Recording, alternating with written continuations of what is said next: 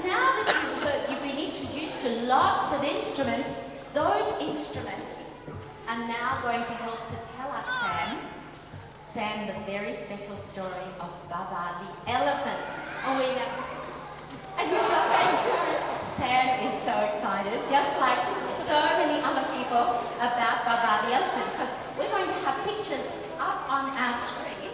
I wish we could have had a bigger screen coming down from the top, but if anyone wants to sponsor us for $5,000 to have that screen, so if you know anyone who would like to do that for the next program, we will welcome you with open arms and give you lots of publicity, just like we do with Pat being dressed by Helsinki Bear, with all these beautiful clothes.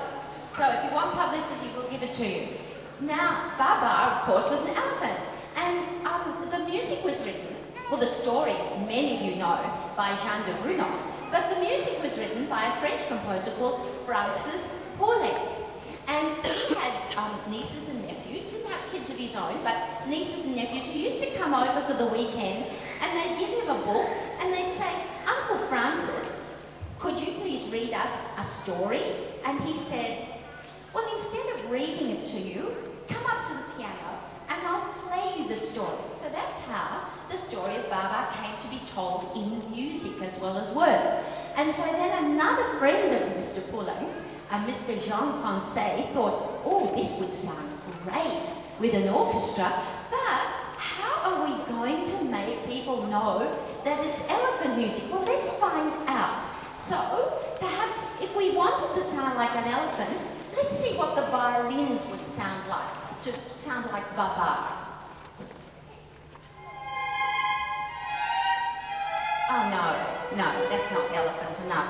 How about the contrabassoon? Do you remember I told you about that? The contrabassoon, boy, is that big, it is. And the tuba. Daniel, can we have a look? Now, what about,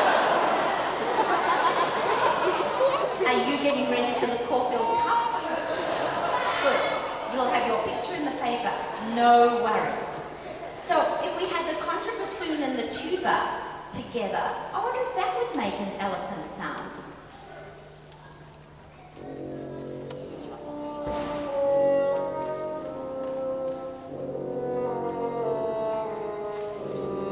Yeah, what do you think?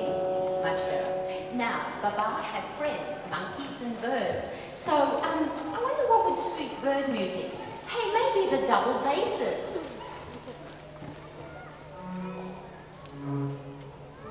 No, sounds like a rhinoceros. Okay, let's try the flutes and see if that sounds more like birds. Oh yeah, that's great. What do you think, Pat? Yep, I think we'll put that in the score. Good. And now, for the Baba had a car. And, what sort of musical instruments can we use for a car? Maybe the percussion section.